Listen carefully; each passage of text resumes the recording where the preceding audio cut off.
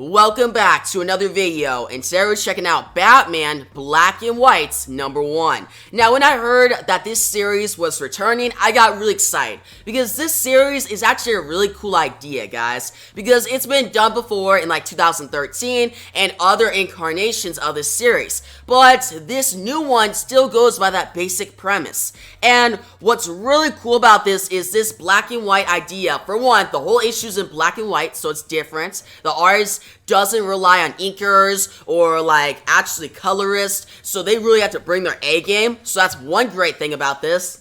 But also, for like the writer's perspective, what we see here is a short focused story that is centered around like a single theme or like a characteristic, right? So the theme can be like a reference to like old nostalgia of Batman lore. It could be a really cool action theme, or it could be something that hits you in the feels. Now, this is great because the stories are usually 8 to 10 pages, a quick story, but one that is it's paced very well, it's structured well, and it's not like you have to worry about, this whole sprawling arc that's going to define Batman. No, it's a short story that shows you why you love Batman. It's simple as that. It's a love letter to Batman. All these stories. But they all have their different things, right? Their different themes. Now, these type of issues are similar to like anniversary issues like Detective Comics No. 1000 or Green Lantern 8th Anniversary, Catwoman 8th Anniversary. Most of the 8th Anniversary issues, and those issues are great, guys. If you haven't seen my reviews on those, then I'll just tell you, I really love those because there's a lot of great stories in there, and it shows a lot of work on the writers and artists' part because normally people don't really pick up these issues. The only reason they do, because they know that the writers and artists are really bringing their A game to catch people's attention, which is great. But yeah, guys, we're getting 5 stories today with 5 different writers and 5 different artists. So if you're ready, let's dive into Batman Black and White's #1. Now, the first story is written by James Tynion IV and drawn by Tradd Moore. Now, this story, what we see is this assassin who's been trained by Ra's al Ghul. Now, however you pronounce it, Ra's al Ghul, which that's actually how they say in the animated series, or Ra's al Ghul, they say it all different ways, but I usually go by Ra's al Ghul. But still, this assassin was trained by Ra's al Ghul, and he's trying to beat the detective, Batman. Now he shows up, he crashes through like these like ceiling windows into this one area, right? This place. Now he starts to fight Batman. And he goes through this whole motion of having honor, responsibility, awe, and attack, and then failure when he's fighting off against the Batman. He knows that Batman can pretty much embarrass him and beat him up because Batman's trained. He's very agile. He's the Batman, guys. Like, he knows how to fight. He has a lot of martial arts. And though this assassin was trained by Ra's al Ghul, he just isn't at Batman's level. But all he's trying to do is get one hit. So he keeps hitting Batman, they fight for a while, we have all these different action sequences, and until Batman actually hits him to the ground, but he lands one punch on Batman, one single punch to the face, and Batman is caught off guard. Now what's cool about this is the assassin then just flees. He's like, I got what I came for. He says, I feel peace, and I know I will do anything in my power to feel that peace in me again, to feel a part of something larger than any of us, to land one hit. So it shows that this is a big thing for him, to land one hit on Batman. And I really like this. James Tynion does a great job writing this, guys. I know that I haven't been, I've been kind of like mixed on James Tynion's Batman run lately with the whole like Ghostmaker arc, but for this, it's just simple premise, but it really hits. I like the ideal that pretty much all this assassin wants to do is get one hit on Batman. And you can't blame the guy. Like, I would want to get one hit on Batman if I wanted to get there, because you know you're not going to beat him. Ra's al Ghul has sent many assassins. He has fought off against Batman, the detective himself, and has not won. So the assassin realizes this and is like, alright, I'll see what I can get. I just want one hit. Now, the artwork is by Tradd Moore, and Tradd Moore, his artwork is good. The action looks really good. He draws like Batman, the assassin, very well, and he makes all the big moments hits. But the problem here is it doesn't really transpond with like the black and white formats, because sometimes it's kind of hard to see what's going on. Like, it's kind of cluttered, and that's not because the artwork is not clean. It's because I feel like this type of artwork would actually need colors. If you got like bright colors in this story, I feel like it would become like from like a decent, actually not decent, a solid story to an amazing story. But because it's kind of cluttered at times, so you can't tell because the lines intersect with each other and it doesn't really go with the black and white formula, then it kind of makes the story a little weaker. But I still recommend, guys, this story. It's an awesome story and it's simple, but it really hits. It's good. And that's why I'm going to give this first story in this entire black and white issue an 8 out of 10. I think it's solid and I recommend it. Now, let's go to the second story. Now, the second story is written by and drawn by J.H. Williamson III. Now, this story is the best one in the book, guys. I really enjoyed this, mainly because what we see is Batman on a gargoyle, right? And we see his mother's pearls, right? And this is actually a theme in the story where he goes over, like, the death of his parents, and how the pearls that go down, and now he always remembers that, his mother's pearls falling and her dying. Now it's a big moment for him, but that's not the only thing that makes this story great. What we see is Batman struggle to keep Gotham well, right? He tries to make it a better place, even though it keeps going into chaos, right? All these different villains, he is relentless. He keeps doing it, and he actually gets exhausted too. Batman gets exhausted, and he's at that point that should he keep going?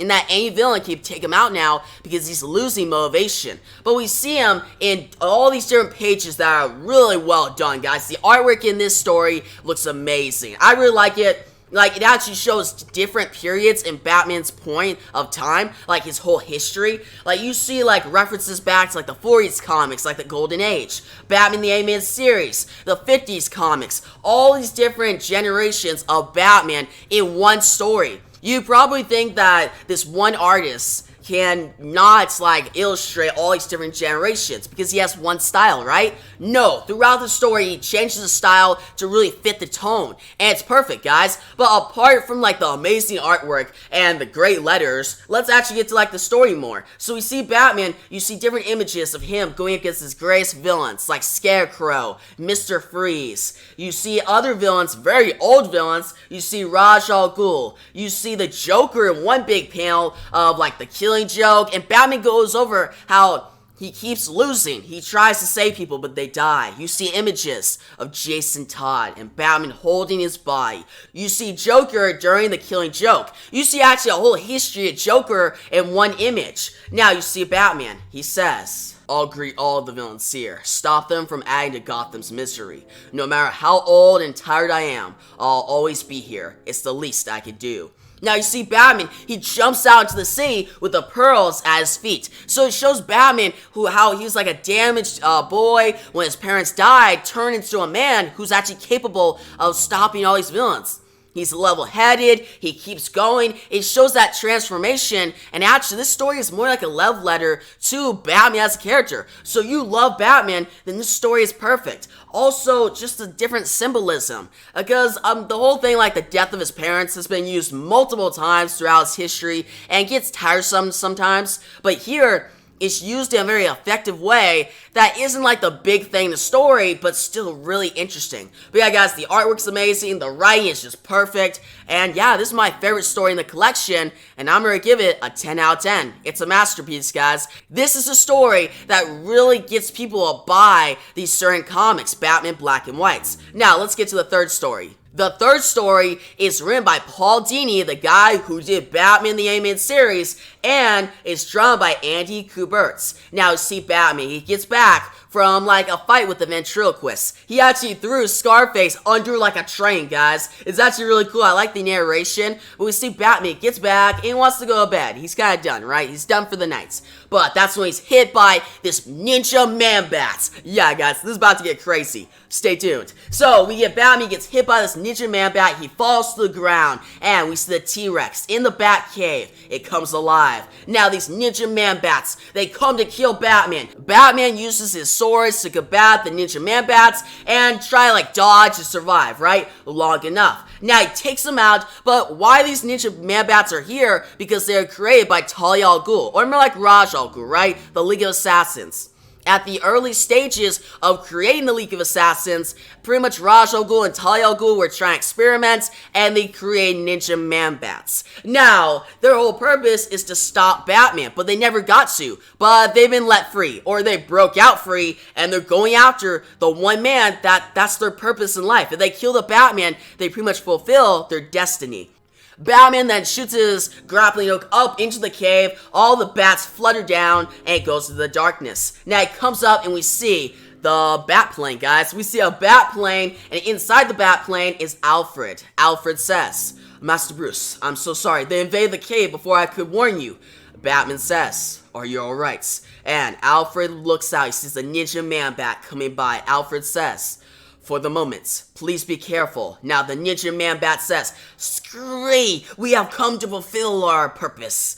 Your death will grant us our destiny." Now Alfred says, "Look out." Now Batman dodges these Man-Bats, these Ninja Man-Bats, as they attack the Batplane. Now Batman makes it down back to like the stairs in the Batcave, and he gets into the Batcopter. Now this is an awesome moment. Like, this is probably the best not the best moment. It actually gets better from here. Still, the Batcopter, a helicopter that is pretty much has like the bat symbol and stuff, shows up in the story. He starts flying. He flies it through these Ninja Man-Bats and takes them out for the time being. Now he then falls to the ground out of the Batcopter, and the Ninja Man-Bats say, "No, Scree, we've trained too hard. Survival depends on your destruction." And they continue, "We are many. We will protect all that you cannot. At last, our existence will have meaning." And that's when Batman barely dodges these Ninja Man-Bats. Talia al Ghul comes out of the shadows. She actually shoots them down for a sec, and she says, "My apologies, beloved. It was never my intention for this to happen. These renegades were my first attempt at creating Ninja Man-Bat Guardians. They were simple compared to the later generations. Still, I was quite fond of my first flights. I had them sequestered in a vast aviary where they could live their lives in peace. Yet the urge to obey their implanted instincts to be protectors grew ever stronger inside them. They desired more than simply to exist. They longed for a place they could call home, with beings they could serve and defend." Now Batman says, "And they came to believe that if Gotham lost its current Ninja Man-Bat Guardian, they could assume his role." Talia says, "There's a crude logic to it, though of course I wildly disagreed with their methods." Batman says, "I believe you, Talia. My next question, can they be retrained?" Talia says, "Given time and strong guidance from a fearless person they could respect. Do you intend?" What Batman does is he calls Swamp Thing, and now we see these Ninja Man-Bats. They make it to the swamp, and they are guided by Swamp Thing. Swamp Thing takes good care of them, and there's a good partnership here. Now, this is actually a really cool twist, but also really awesome at the same time, because the artwork here by Andy Kubert is excellent. Like, it really fits the tone, and seeing Andy Kubert like draw Swamp Thing and Talia al Ghul is always great. Now, seeing Batman use like the Batcopter and take down all these like Ninja Man-Bats, it's very entertaining.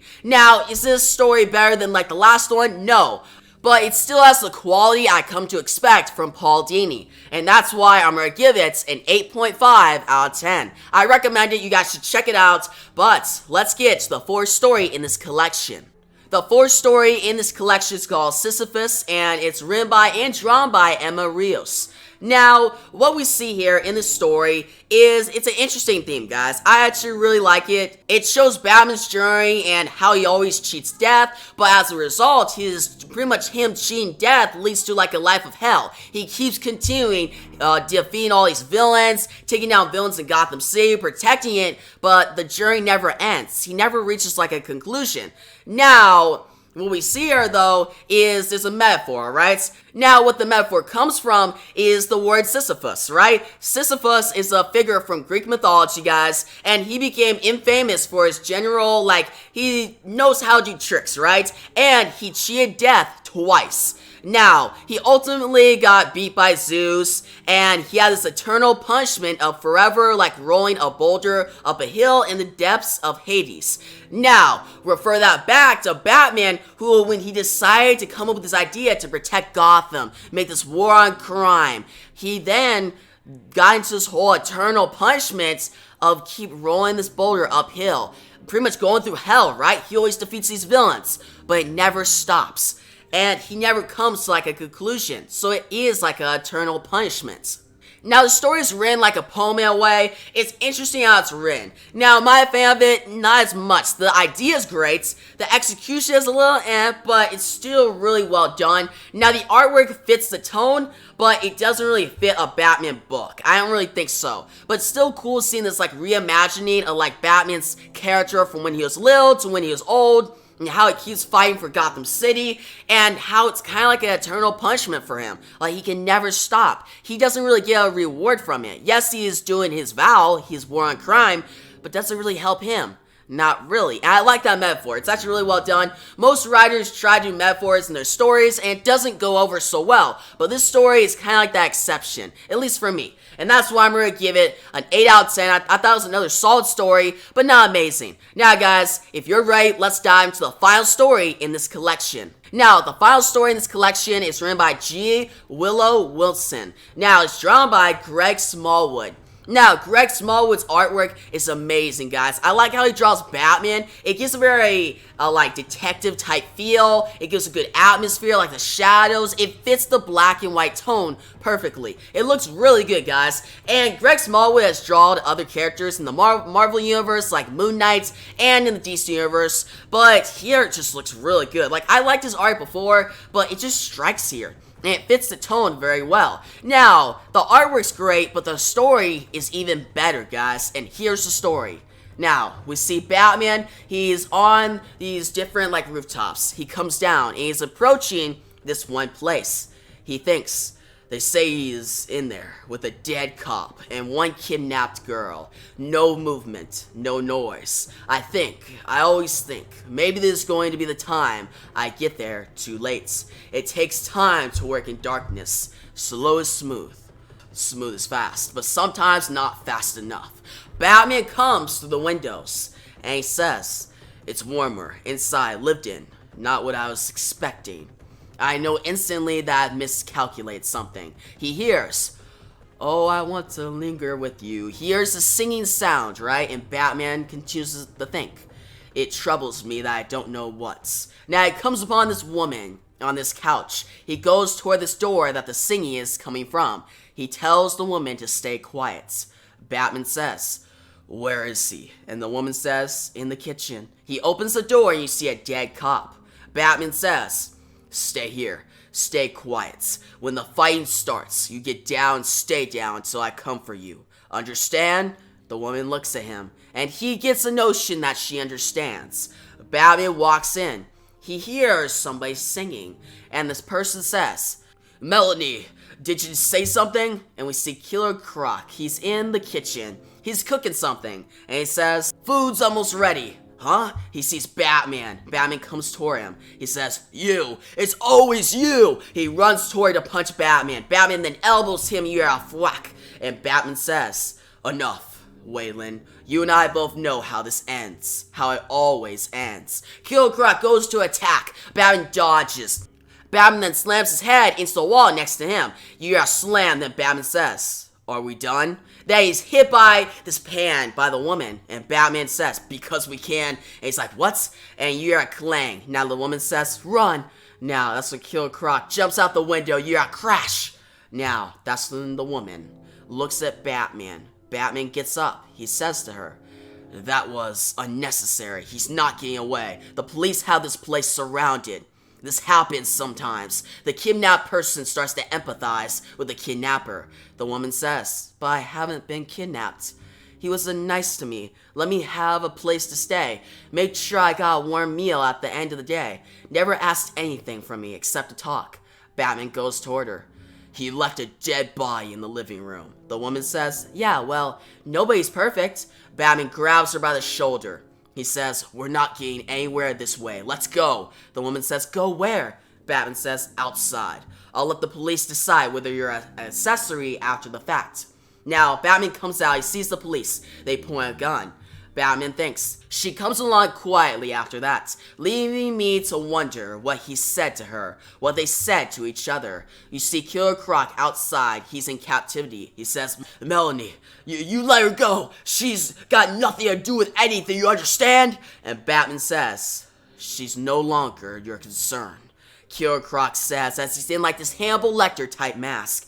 My concern, you get to take off your cowl at the end of the day and be a man. What do I get, huh? What do I get? Melanie's put in the cop car. She says, Waylon, listen to me. It wasn't the man I liked. It was the beast. And the cop says, okay, lady, let's take it down a notch. They take the couple and they drive off. Batman looks in the shadows. He thinks, he gets the first part right. I can take off the cowl. He's wrong about the second parts. He's wrong about what lies underneath. Now guys, this is a very great story because what I like about this, other than the artwork, I already said how I love the artwork, but seeing Waylon, Killer Croc, and seeing that side of him, how he doesn't get to be a man. He's a monster. He has to deal with that. And that's the type of Killer Croc that we got in like Batman the Animated Series. That's why I love that interpretation of Killer Croc. I still like the idea of like the horror elements that we see today in modern comics of him like being more horror. He's a monster and he claims it. But I like issues or stories like this where it shows that he doesn't really want to be a villain. He just wants to be a man. He wants to live a normal life. With this girl named Melanie, he's having a good life. Just a cop came in, tried to attack him. He killed that cop and is now in big trouble. Now, Batman shows up, deals with this. We have an awesome action sequence. And at the end, you see Killer Croc tell him that, hey, you get to take off the cowl. You get to have a normal life at the end of the day. And Batman gets that. But at the same time, Killer Croc does not know what lies underneath Batman. He does not know his character. He does not know what he's went through. But at the same time, I feel bad for Killer Croc. There haven't been stories like this for Killer Croc in a while that really are emotional and they hit you in the feels. And this is my second favorite story in the collection, and that's why I'm going to give it a 9.5 out of 10. I definitely recommend it, guys. It's almost perfect, alright? Like, I really like it. But yeah, guys, that's pretty much Batman Black and White #1. 5 great stories, all solid, that range from, like, solid stories to, like, a masterpiece. So you gotta check this out, guys. Go pick it up at your local comic book store or buy it digitally because it's a great experience, guys. I didn't expect it to be this good. Like, I knew it'd be good because I read the older series of Batman Black and Whites, but this really, like, exceeded my expectations, and I'm excited for issue #2. Now, you guys tell me your favorite story down below, and actually, this entire first issue of Batman Black and Whites, I'll give a 9 out of 10. I'm gonna give it a 9 out of 10, guys, because it's an amazing issue. But still, tell me your favorite story down below, and actually rate all the different stories if you can. I really appreciate that. I want to see you guys' thoughts on this issue, and tell me if you've read the older Black and White's Batman Black and White series, because I like to talk about older stories as well. Because this is a very interesting issue that can open up a lot of discussion. Now, guys, if you like the video, give a big thumbs up. New to the channel, make sure to subscribe and the notification bell so you don't miss out on my next Batman Black and White video. But yeah, guys, thanks for watching, and peace out.